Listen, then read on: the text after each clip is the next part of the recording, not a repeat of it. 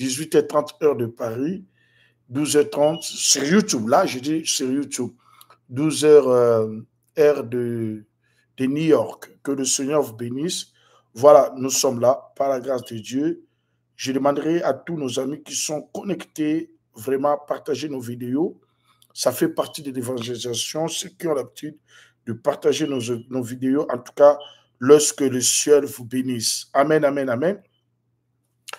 Amen, amen, amen. Je tiens à vous dire que nous sommes sur YouTube, Israël Bakoum Ministries, et nous sommes sur notre ligne de prière, les chandeliers d'or. Je suis en train de parler sur 5 choses importantes à savoir dans la vie chrétienne. Étant que prophète, étant qu'homme de Dieu, j'aimerais que vous puissiez prendre ces messages avec beaucoup de considération. J'ai donné des versets, mais nous allons relire ça. Mais je vais tout d'abord parler et après, nous allons finir avec des versets bibliques à l'appui pour soutenir ce que nous allons parler. Là, je demanderai à tout le monde de prêter attention avec ce que nous voulons parler maintenant. 5 choses à savoir dans la vie chrétienne. Qu'est-ce qu'il faut savoir? Qu'est-ce qui est caché dans la vie chrétienne? Bien-aimé, je vis, beaucoup de gens ont fait beaucoup des années dans la vie chrétienne, mais leur vie est toujours le même. Rien ne change. Sur l'aspect spirituel, sur l'aspect physique, sur l'aspect matériel. Deux fois, certaines personnes sont restées seulement avec de foi que les gens voient, ah, cet homme prie. Mais quand on prie, on a besoin de fruits. Notre Dieu ne peut jamais bénir quelqu'un et il reste toujours pour dire que non, moi j'attends seulement le ciel. Mais quand il a dit, lorsque vous allez prier, vous allez demander ce qui se passe au ciel. Vous allez vivre la vie du ciel sur la terre. Mais combien beaucoup de gens parmi nous, ils sont restés toujours stables et rien ne change. L'Éternel, pendant un certain temps, il me demande de parler pour que le peuple de Dieu soit connecté, qu'il soit totalement béni. La première des choses que vous devez savoir dans la vie chrétienne, Dieu ne lâche jamais et n'abandonne jamais ses enfants. Dieu ne lâche jamais et n'abandonne jamais ses enfants, peu importe. Ce sont des choses que vous devez mettre en tête. Je vis l'histoire de David, comment il a été combattu, mais Dieu était toujours avec lui. Dieu l'a soutenu, malgré le combat, malgré les situations, malgré les moments difficiles. Dieu était toujours avec lui, parce qu'il était ses enfants. Mais toi qui m'attends, peut-être vous traversez des moments difficiles. Tu vois comme si Dieu t'a abandonné. Oui, certainement. David a dit, même si je traverse la vallée de l'ombre de la mort, oui, sur la terre des hommes, il y a des moments où tout enfant de Dieu doit passer dans des moments où il se sent comme s'il est abandonné. Vous priez, mais tu vois comme si Dieu n'est pas là. Je me souviens encore, il y avait des moments, j'étais déjà pasteur. Je priais. J'avais prié pour ma grande sœur, malade. Seigneur, guéris ma grande sœur. Mais après un moment donné, elle est partie. Je me pose des questions. Seigneur, pourquoi tu as permis la mort de ma grande sœur? Je priais pour l'examen d'État. Je fais l'examen d'État 3 fois plus 1. C'est-à-dire 3 fois échoué, 4e fois j'ai réussi. Mais pendant tous ces moments-là, je me posais toujours des questions. Ça, c'est quelle école? Je vais dire à quelqu'un cet après-midi, il y a certaines épreuves de la vie, il y a certaines situations de la vie. L'Éternel, notre Dieu, permet tout simplement parce qu'il a une mission, il te prépare mentalement, physiquement, spirituellement pour la grande bénédiction qui est devant vous. Des grandes choses se préparent. Une personne qui n'est pas bien préparée, quand il est béni, il va tomber si facilement. Mais une personne qui a connu la souffrance, une personne qui a combattu pour arriver là où il est arrivé, quand il sera béni, il va savoir comment maîtriser sa bénédiction. Parce qu'ils savent d'où il est sorti. Mais quand vous êtes un peu oublié, vous êtes un peu perdu, voilà là où se trouvent beaucoup de conséquences dans la vie chrétienne. Dieu n'abandonne jamais et ne lâche jamais ses enfants. Ce que vous devez comprendre, c'est la Bible. Lisez ça aux Hébreux, vous allez voir. Dieu n'abandonne jamais. Ce que vous devez comprendre, bien aimé, vous savez, étant qu'un homme de Dieu, étant qu'enfant de Dieu, aujourd'hui je prêche, mais vivre ces moments-là, ce n'était pas facile. Je perdis ma grande sœur, je perdis les examens d'État. En plus de cela, j'étais tombé encore malade. Maintenant, tous ces moments-là que j'ai traversés, si tu n'es pas avec Dieu, vous pouvez dire que notre Dieu n'existe pas. Pourquoi Dieu permet certaines situations? Mais aujourd'hui, là, je comprends pourquoi l'Éternel nous a fait partie dans de telles situations. Dieu m'a fait traverser dans des moments difficiles de la vie. Toi qui m'attends aujourd'hui, je vais dire à quelqu'un, tu es de Dieu. Ce n'est pas dit que quand vous traversez la vallée de l'ombre de la mort, que Dieu t'a abandonné. Mais la seule chose, lorsque vous traversez des moments difficiles dans la vie, la chose que vous allez combattre, la crainte et la peur. Il ne faut pas avoir de la crainte et la peur. Il faut affronter certains combats de la vie. Ça, hein?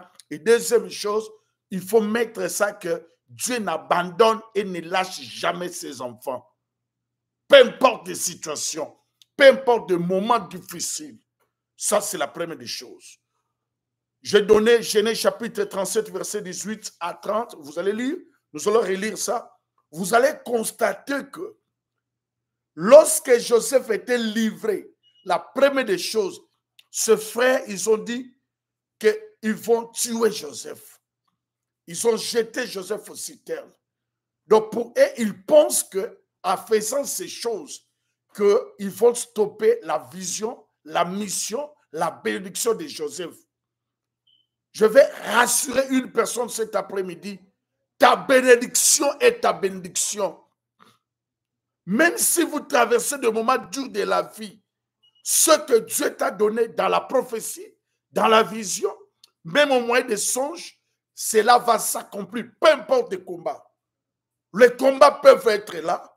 Les moments difficiles peuvent se lever dans la vie, mais croyez-le-moi, il y a toujours un Dieu quelque part qui va te bénir. Ça, c'est quelque chose d'important. Deuxième chose que vous devez retenir. Sur le chemin de la vie, il faut être conscient que Dieu qui tient notre vie entre tes saintes mains. Ta vie. Beaucoup de gens ont beaucoup de déceptions de la vie. Tout simplement parce que vous voulez toujours coller votre vie par rapport aux autres. C'est vrai, l'Éternel peut utiliser tantôt d'une manière, tantôt d'une autre. L'Éternel peut utiliser une personne pour ta bénédiction. Mais ce n'est pas à toi de forcer parce que tu as vu quelqu'un, il a beaucoup d'argent. C'est lui qui est ta bénédiction. Non. L'Éternel, notre Dieu, est capable de susciter certains moyens. Certaines personnes que tu n'as jamais compté, calculé dans votre vie pour ta réussite. Mais le combat est où? D'où vient le combat? Le combat commence quand quelqu'un commence à mettre tout son espoir. J'ai une grande sœur qui est femme d'un ministre. J'ai mon grand frère qui est directeur. Je compte sur mon mari. Je compte sur ma femme. Je compte sur mes enfants. Mais le jour où Dieu va prendre ton enfant, le jour où Dieu va prendre ton mari, qu'est-ce que tu vas faire? Maintenant, tu vas pleurer. Tout est terminé. Tout est limité. Tu seras limité. Il faut être conscient que ta vie est entre les mains du Seigneur. Ce sont des choses qu'il faut savoir en tant que chrétien. Or, celui qui est entre les mains de Dieu, même si les gens peuvent chercher le combat sur toi, celui qui a l'habitude de prier et gêner, de se mettre toujours tout le temps à genoux pour demander à Dieu, peu importe les combats, que le monde des ténèbres peut se lever, Dieu sera toujours avec toi. Dieu te soutiendra toujours. Bien-aimé, sur la vie chrétienne, il faut toujours savoir être conscient. Mais beaucoup de gens, tu connais beaucoup de déceptions dans la vie parce qu'en toi, tu n'es pas conscient que ta vie est entre les mains du Seigneur. C'est le moment où je vais dire à quelqu'un, remets ta vie entre les mains de Dieu. Je prends l'exemple de Daniel, un homme de Dieu puissant. Pendant que les gens disent que l'on doit prosterner. Mais lui, il est resté toujours fidèle à un Dieu véritable. On lui a dit, comme tu refuses, on va te mettre dans la fournaise, au feu au lion plutôt. Daniel a dit, oui, j'accepte. Pourquoi? Qu'est-ce qui a motivé Daniel malgré le combat, malgré le combat? Mais il est resté toujours fidèle à son Dieu parce qu'il était conscient qu'il y a un Dieu, ma vie est entre les mains du Seigneur. Celui qui est conscient que sa vie est entre les mains du Seigneur, même si on vous dépose là où les gens vont échouer, Dieu sera avec toi. C'est pour cela, ces jours-là, lorsque Abraham a repris sa conscience devant l'autre, il a dit, si toi tu prends gauche, moi je vais prendre droite. Si toi tu vas aller à droite, moi je vais aller à gauche. Parce qu'il était conscient. C'est lui qui est sa vie entre les mains du Seigneur. Même si là où les autres échouent, Dieu te donnera toujours la victoire. Même si tu ne dis pas Amen, Dieu est avec toi. Je ne sais pas. J'aimerais que tout le monde prenne ce message avec beaucoup de considération. J'aimerais que tout le monde comprenne. Être conscient. La victoire des chrétiens ne dépend pas de tout ce qu'il est en train de faire physiquement. Quand on parle d'être conscient, la conscience, c'est la faculté de l'esprit. Pourquoi? Parce que l'homme est tripartite. Il y a l'âme, il y a le corps, il y a l'esprit. Mais dans l'esprit, il y a cette partie de la conscience. La conscience, c'est la faculté qui permet à l'homme de connaître le bien et le mal. Et ta foi doit être posée dans l'âme et dans l'esprit. Ta foi, c'est très important. Être conscient. Beaucoup de gens n'arrivent pas à réussir dans la vie parce que cette faculté-là de la conscience est négative à l'intérieur. Quand même, on le voit avec la Bible, mais des fois, vous avez certains calculs sur ta tête. Vous avez certains calculs sur ton cœur. Voilà là où il y a les difficultés. Ce que vous parlez doit sortir du cœur. Comme la Bible dit, c'est de l'abondance du cœur que la bouche parle. Il faut faire sortir ce qui est au-dedans de toi. C'est ça ce qui a changé l'histoire d'Abraham. Lorsque l'autre croyait que sans lui, Abraham ne peut pas exister, Abraham a compris. La conscience est revenue à Abraham. Oui, c'est le moment, tu peux prendre gauche. Abraham a accepté. Dieu est contre la division, mais il est pour la séparation. Je donne l'exemple, je donne la différence. La division amène la haine, la colère, l'esprit de vengeance, parce qu'on est divisé. Quand on est divisé, la vengeance peut revenir, le combat va revenir. Mais la séparation, ce n'est pas la haine. Dans la séparation, on peut se dire, oui, bonjour, bonjour. Mais le problème c'est que tu es qualité, toi tu prends gauche, moi je prends droite. Parce que tu es qualité, sans haine, sans rancune. On est séparés.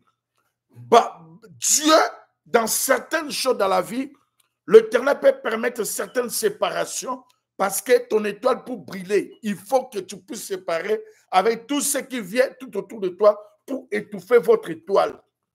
Mais des fois, beaucoup des enfants de Dieu n'arrivent à accepter certaines séparations. Il y a certaines séparations pour votre intérêt.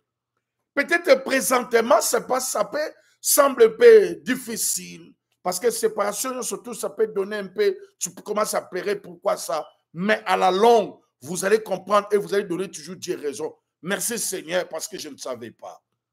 Abraham a pris conscience que ma vie est entre les mains du Seigneur. Il a accepté la séparation. Nous avons vu la suite. Chers amis, aujourd'hui, je vais dire à quelqu'un, être conscient, ce n'est pas ce que tu regrettes. Combien de gens jusqu'à présent n'arrivent pas à se remarier tout simplement parce que pour lui, il pense que kaka yende mutakobi kiso, yende azamobala bien, yende moi c'est bien. Mais on pouvait faire autre chose dans la vie. Il ne faut pas bloquer ta vie sur certains combats de la vie. Puisque vous avez connu certains combats, depuis que tu as commencé à pleurer, tu es resté là. Oh, tu peux te dépasser. Aujourd'hui, je parle comme un prophète. Il faut percer dans la vie. Il faut accepter certaines réalités qui arrivent dans la vie. Dans la vie, il y a certaines personnes, oh, des vrais amis aujourd'hui, demain peut t'abandonner, demain peut te laisser. Mais être conscient que ta vie est entre les mains du Seigneur. Continuer dans la vie. Mais pourquoi tu es là, resté debout, stoppé, tu ne fais pas avancer? Je parle comme un prophète. Il faut avancer. Quand même des moments sont difficiles dans la vie, il faut avancer. Ne restez pas toujours bloqué. Avancez, mes chers amis. Ta vie, ce n'est pas ton oncle. Ta vie, ce n'est pas ton père. Ta vie, ce n'est pas ta mère. Ni même ton mari ou ta femme. Tes enfants. Mais il y a Dieu. Mais pour ça, il faut être conscient. Ce sont des choses qu'il faut savoir. Lorsqu'Abraham a compris ces choses, c'est alors qu'il a accepté. Abraham, on peut se séparer. Parce que c'est lui qui est conscient qu'il est avec Dieu et que sa vie est entre les mains du Seigneur. Même là où les gens échouent. Mais toi, tu vas marquer la différence. Toi, tu vas marquer la différence. Le Seigneur sera toujours avec toi. David a dit, avec Dieu, nous ferons quoi? Des exploits. Les exploits que la Bible parle, ce sont des choses que ton intelligence, ta force que tu ne peux pas faire. Mais avec Dieu, Dieu te donne la possibilité de surmonter et de vivre les surnaturels. Même si tu ne dis pas amen, je dis amen à ta place. Amen, amen, amen, amen. Parce que beaucoup de gens disent que non, Dieu m'a abandonné. Beaucoup de gens disent que non, Dieu n'est pas avec moi. Mais Joseph ne savait pas ce que ses frères préparaient pour lui. Le complot de ses frères, c'était pour chercher la mort. Maman, papa, sur l'Éternel te révèle le plan du diable dans ta vie. Il y en a beaucoup de gens qui ne peuvent pas être là où ils sont aujourd'hui.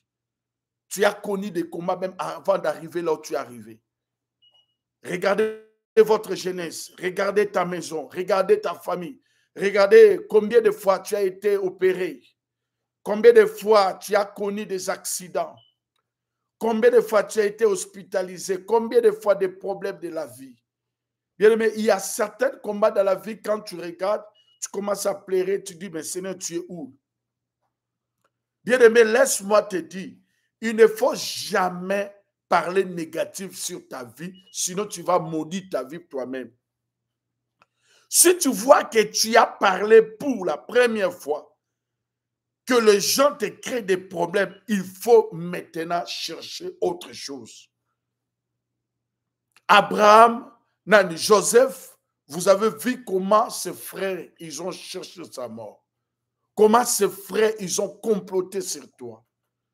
Dans une même famille. C'était les gens de la même famille qui ont fait des complots sur qui? Sur Joseph. Mais toi qui m'attends aujourd'hui. Pour Joseph, c'était le plan préparé par sa propre famille. Mais pour toi, tu sais combien de gens préparent ta vie, préparent ta mort? Peut-être toi, tu ne sais pas. Dieu peut travailler pour toi dans le silence, sans que tu le saches. Ça, c'est la troisième chose à savoir. Dieu peut travailler pour toi dans le silence. Je prends l'exemple toujours d'Abraham. Pendant que ses frères préparaient pour tuer Joseph, mais parmi eux, Dieu a utilisé Ruben. Ne le faites pas mourir. C'est notre frère. Pendant que les autres disent qu'on va jeter lui maintenant aussi, s'il va mourir, il va mourir. Mais l'Éternel a utilisé encore l'un d'entre eux. Ne le laissez pas y susciter. Tant mieux, mais pendant que tous ces gens-là, Joseph n'a pas parlé, laissez-moi en vie, laissez-moi tranquille. Mais l'Éternel a utilisé ses ennemis pour que l'un parmi eux puisse dire, laissez-lui en vie. Dieu travaille dans le silence. Je vais dire à quelqu'un cet après-midi, il ne faut jamais limiter ta confiance à Dieu. Il ne faut jamais regarder toujours négativement. Mais il faut maintenant pousser votre vision, voir des choses autrement. Ribé a défendu Joseph. Je prophétise sur toi. Parmi tes ennemis, l'Éternel va changer les choses. Il y a ceux-là maintenant vont commencer à te défendre sans que tu le saches. Mais lui aussi, hier, il était aussi ton ennemi. il a changé. Les gens vont changer leur langage. Même si tu ne dis pas, ben je dis, les gens changeront leur langage. Non, non, non, non, tout y caillé. Tout y caillé, tout été. Je vous dis au nom de Jésus, Joseph était là. Mais nous avons vu comment ses frères cherchaient par tous les moyens sa mort. Mais Dieu. Et quatrième chose à savoir, rien ne peut arriver sans que Dieu permette ou donne l'autorisation. Rien ne peut arriver. Là, ce sont des choses, des principes dans la vie chrétienne. Rien ne peut arriver. Si quelque chose est arrivé, même que ce soit de malheur, croyez-le-moi, il y a aussi une porte de solution pour ça. On dit, bon, il n'y a pas de soldat. Quand même vous traversez des moments difficiles que Dieu a permis dans la vie, croyez-le-moi, tout moment difficile, il y a aussi une porte de solution pour ce moment-là. C'est toujours quelque part. Tu peux te retrouver dans un moment difficile, tu sais quoi faire, regardez les ciels, interroge les ciels. Quand je parle des ciels, je parle à notre Dieu. Parlez avec ton Dieu. Que Seigneur, me voici. Nous avons vu ça avec Meshach, Shadrach, Abednego aux fournaises ardentes. C'était des moments difficiles. Qui pouvaient porter leur soutien? Mais eux, ils n'ont pas regardé les gens. Le plus grand combat dans votre vie, quand vous traversez des moments difficiles, la première des choses qui arrive dans votre tête, tu commences à regarder. Ah, pour cette situation, je vais appeler tel. Pour cette situation, je vais appeler tel. C'est là où vous bloquez. La première des choses, lorsque vous traversez des moments difficiles dans la vie chrétienne, il faut maintenant regarder Dieu. Dis à Dieu, rien ne peut arriver dans ma vie sans que tu puisses permettre. Comme nous disons que quand Dieu donne la vision, il donne aussi la provision. Moi aussi, je vais dire, quand Dieu permet les épreuves, il donne aussi la victoire. Quand même que ce soit les épreuves, que ce soit les tentations qui peuvent arriver dans votre vie, étant que chrétien, croyez-le-moi, il y a toujours la victoire. Peu importe les moments. C'est vrai que le monde peut te voir et il est en train de souffrir, il est fini, il est limité. Et les gens commencent à critiquer. Mais pendant que les gens commencent à critiquer, ils ne savent pas qu'il y a une porte que le ciel va ouvrir, que Dieu va ouvrir pour toi. C'est ça ce que je te demande. Bien-aimé dans le Seigneur, l'heure est arrivée que tu puisses regarder autrement.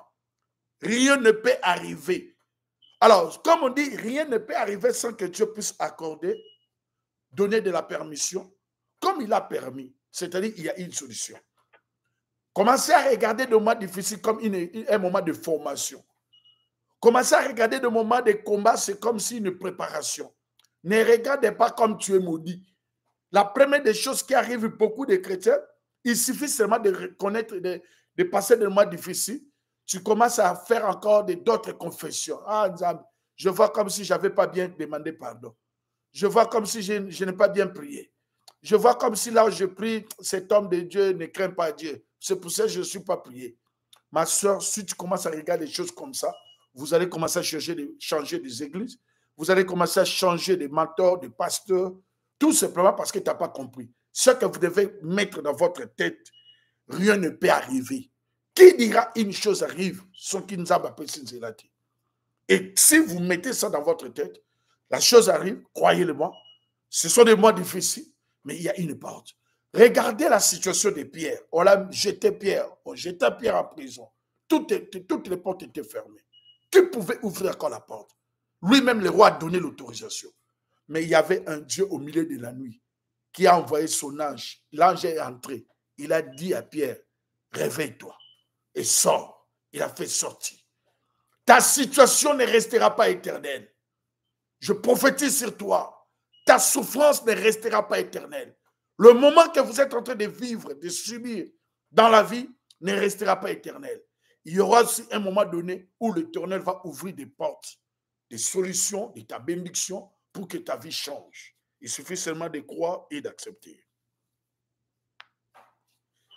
Cinquième chose que vous devez comprendre. Est-ce que vous êtes là? Je vais m'arrêter ici. Cinquième chose que vous devez comprendre. Apprendre à faire le bien, Quoi qu'il arrive, apprendre à faire le bien. Quoi qu'il arrive. Ce sont des choses que beaucoup de gens ne savent pas. Beaucoup de gens, il est dans l'église. Quand il a acheté des habits, il a bien payé les factures. Lui, avec son mari, avec sa femme, tout marche bien. Dans la famille, avec les enfants, il y a l'ambiance. Dans la famille, même élargie, il y a de l'ambiance. Il suffit seulement de connaître des moments de douleur et de souffrance.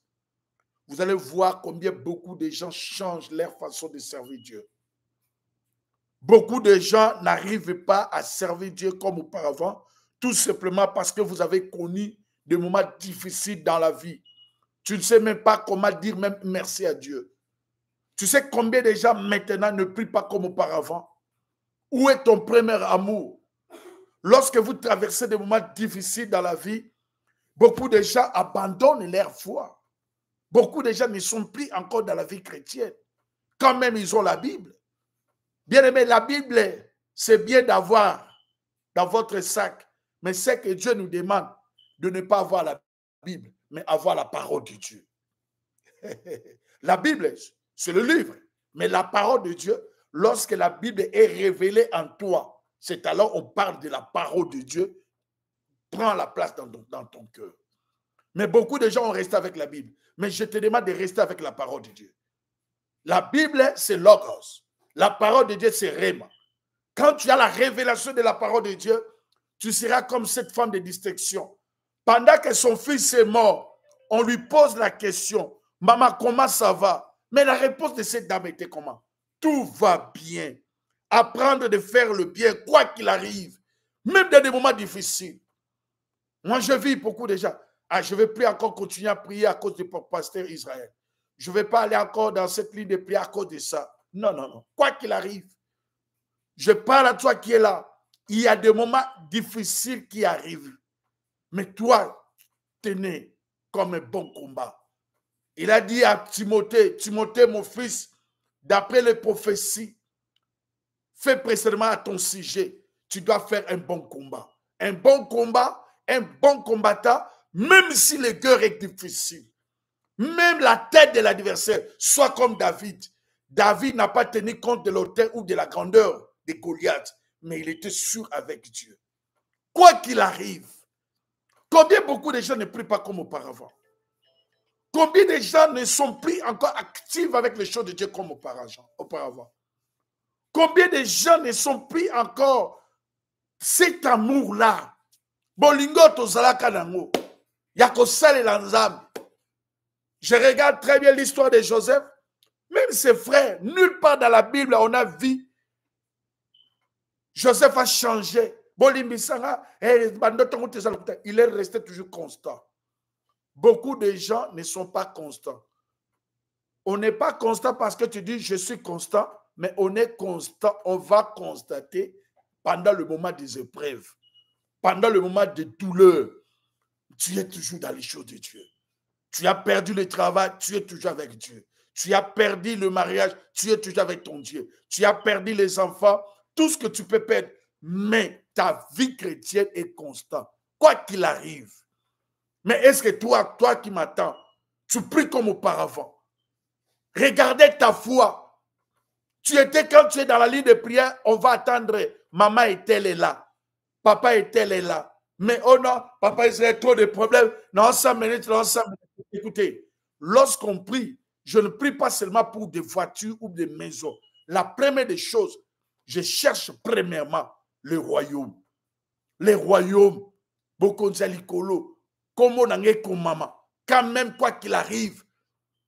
Combien de gens aujourd'hui ils ont abandonné Dieu à cause de certaines histoires? Combien de gens ne prient pas à cause de certaines réalités? Parce que vous avez eu des problèmes dans les mariages, tu ne pries pas. Moi, je vis des gens qui ont abandonné à servir Dieu parce qu'il a connu des problèmes dans les mariages, parce qu'il a connu des problèmes dans la vie. Le Seigneur cherche. Est-ce que dans nos temps, on peut trouver des Shadrach, Meshach? Même si on dit que non, si tu ne pries pas, tu vas entrer au fournaise. Il accepte la souffrance de moments dits de la vie. Mais tu dis, je vais toujours rester avec mon Dieu. Quoi qu'il arrive. Quoi qu'il arrive, tu es toujours souriante. Mais regardez, depuis des moments difficiles, tu as perdu le travail, les choses ne marchent pas comme auparavant. Et l'on est comme le rôle à soda calfou. Tu ne veux plus encore prier comme auparavant. Regardez ta situation. Ma soeur, mon frère, il y avait un cantique qu'on chantait. Atanga moko, nakolanda Yesu. Atanga moko, nakolanda Yahweh. Atanga moko, nakolanda Yesu. Nakozonga na nakosenze mabongo na simati atabacholinga nakolanda Yesu. Atabacholi nakolanda Yesu. Atabacholi nakolanda Yesu.